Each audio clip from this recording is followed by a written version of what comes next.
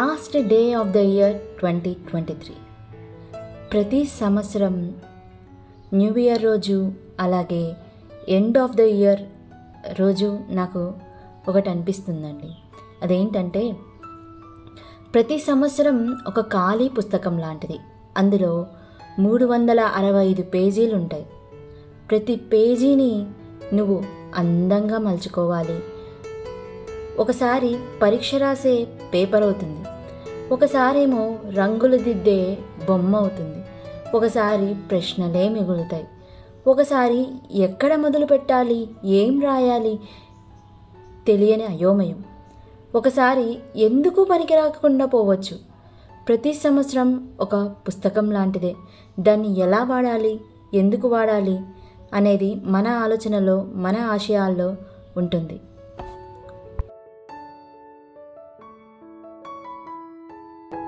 ఒకరోజు ఆనందాన్నిస్తుంది. ఆనందం వచ్చిందా అని ఆశ్చర్యపడే లోపలే కష్టం వస్తుంది. కష్టం వచ్చిందా అని భయపడే లోపలే ధైర్యం వస్తుంది. ధైర్యం వచ్చిందా ఇక నమ్మకం వస్తుంది. నమ్మకం, మన మీద మనకున్న నమ్మకం. ఈ నమ్మకం ప్రతిరోజు, ప్రతి సంవత్సరం రెట్టింపు అవ్వాలి. మన అందరి జీవితాల్లో ప్రతి ఏడు వచ్చే కష్టాలని ధైర్యంగా ఎదుర్కొనే నమ్మకం ఇవ్వాలి.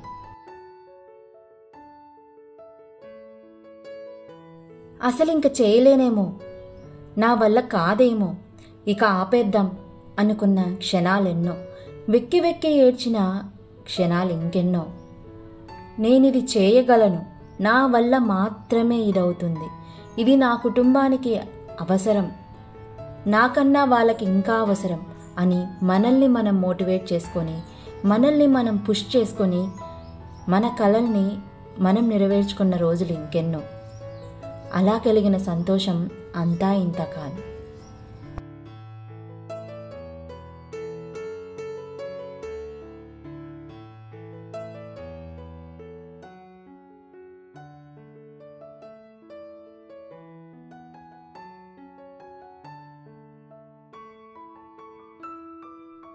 ప్రతి సంవత్సరం మధురమైన క్షణాలన్నీ మన మొబైల్స్లో బంధించేస్తాం. ఎప్పుడైనా భయంతో ఆగిపోయినప్పుడు అవి మనకు బ్రతుకు మీద ఆశని కలిగిస్తుంది. అసలు మనకి బాధని కలిగించిన క్షణాలని ఎక్కడా దాచుకోం, ఎందుకంటే అవి అందంగా ఉండవు. మన బ్రెయిన్స్కి బాధ, కష్టం అస్సలు అవసరం లేదు. అందుకే ఇక్కడ ఒక పెద్ద తప్పు జరుగుతోంది. ఒకసారి నీ మనసులో దాచిన పుస్తకాన్ని తెరువు, నువ్వెంత ధైర్యవంతుడివో తెలుస్తుంది. ప్రతి కష్టం నేర్పించిన పాఠాలని చదువు. అసలు ఆ తప్పు ఎందుకు చేశావు, ఎలా చేశావు, ఆ తప్పుకి కారణం ఏంటి, ఆ తప్పు వలన వచ్చిన కష్టం ఏంటి అని ఆలోచించు. ఇలా మనం చేసిన తప్పులని గాలికి వదిలేస్తే ఎలా? ఆ తప్పులని మళ్ళీ ఒకసారి గుర్తు చేసుకోవాలి. అలా గుర్తు చేసుకోవడం వల్ల రాబోయే సంవత్సరంలో ఆ తప్పు వల్ల కలిగినటువంటి కష్టాన్ని మళ్ళీ ఇంకొకసారి చేయకుండా మనకు సహాయపడుతుంది. ఇది ఇవాల్టి end of the day, end of the year vlog అండి. మీకు ఎలా అనిపించింది? నచ్చిందా? నచ్చితే లైక్ చేయండి, కమెంట్ చేయండి, షేర్ చేయండి. సో ఇన్ని విషయాలు నేను మీతో మనస్ఫూర్తిగా పంచుకున్నాను.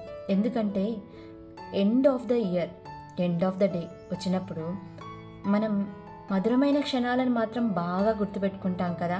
మరి కష్టం కలిగించిన క్షణాలని ఒక్కసారి మనం గుర్తు తెచ్చుకుంటే అవి నేర్పించే పాఠాలు మనకి ఎవ్వరూ నేర్పించరు. నీకు సమయం మాత్రమే నేర్పిస్తుంది. నీ స్నేహితుడో, మీ కుటుంబ సభ్యులో కూడా అంత చక్కగా నేర్పించలేరేమో. సో ఇదండి ఇవాల్టి last day of the year vlog.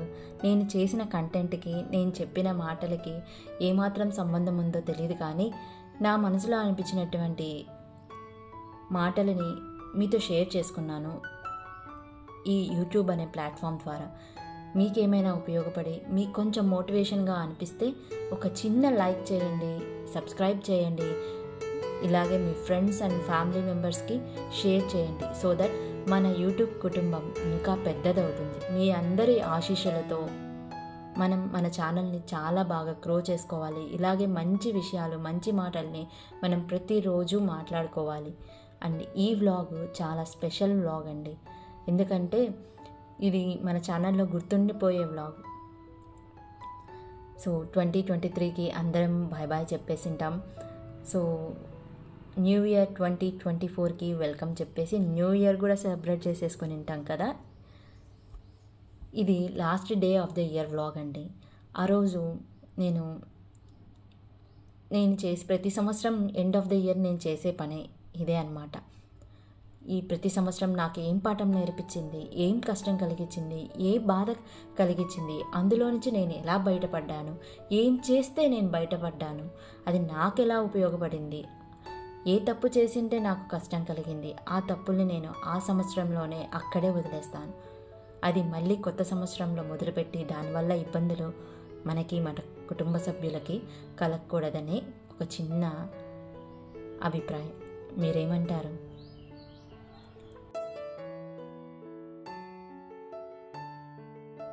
ఈ వీడియో చాలా లేటుగా అప్లోడ్ చేస్తున్నందుకు క్షమించండి.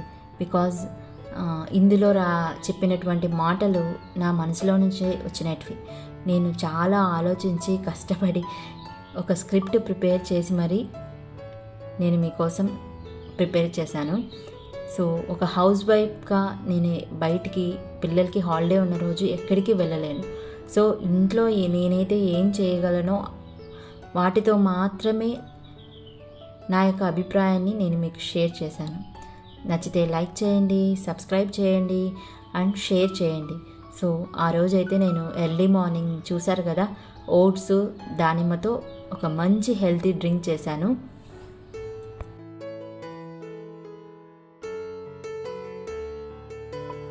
ఇలాగే మనం ప్రతి రోజుని ఎంత చక్కగా దిద్దుకోవాలి అనేది ఒక ఇంటి ఇల్లాలి చేతిలోనే ఉందండి. అది ఆరోగ్యమైన, ఆనందమైన, కష్టమైన, సుఖమైన. ఇంకా తర్వాత మధ్యాహ్నం లంచ్కి మినప్పేడల వడలు, మటన్ పులుసు చేశాను.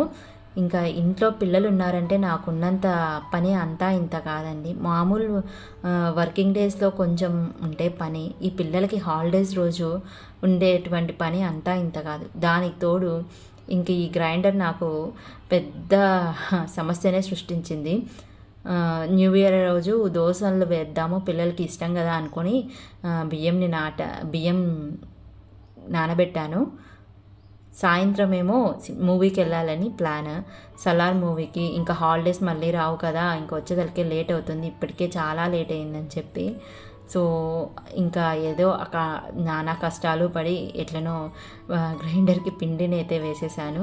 తర్వాత ఇంకా రెడీ అవుతున్నాను. ఇదైతే లావెండర్ కలర్ టీషర్ట్ అండి.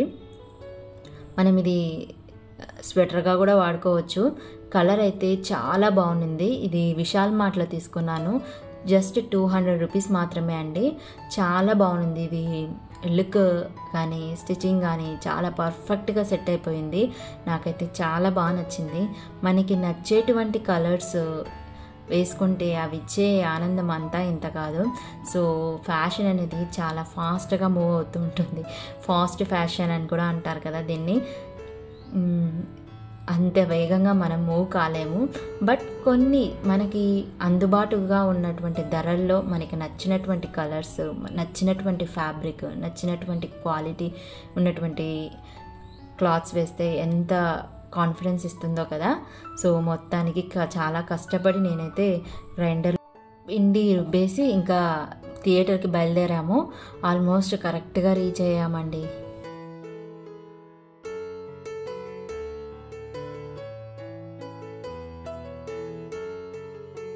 ఇక థియేటర్లో అయ్యే టికెట్ల ఖర్చు కన్నా మనకి ఈ మధ్యలో బ్రేక్లో ఉండే ఈ స్నాక్ ఖర్చు అంతా ఇంత కాదండి.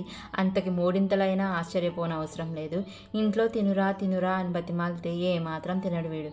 ఇక్కడికి థియేటర్కి రాగానే పాప్కార్న్ తీసుకురా, సమోసా తీసుకురా, పఫ్ తీసుకురా, ఇంకా ఒకటే తిప్పుడు. అక్కడ సినిమా చూసిందేమో తక్కువ, తిరగడం ఏమో ఎక్కువ. మా పరిస్థితి ఇంత, మీ పరిస్థితి కూడా ఇంతేనా? నాకు కమెంట్ సెక్షన్లో కమెంట్ చేయండి. ఇంతకీ సలార్ మూవీ మీరు కూడా చూసారా? చూసింటే మీకు ఎలా అనిపించింది? మాకైతే చాలా బాగా నచ్చింది.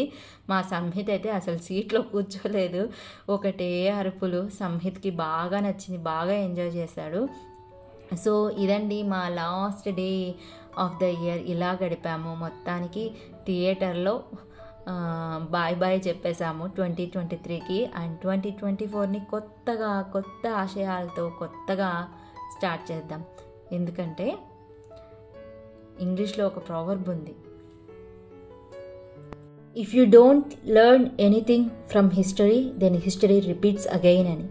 So see you soon in another new and interesting vlog. Stay tuned to Mana Happy Life. Bye bye.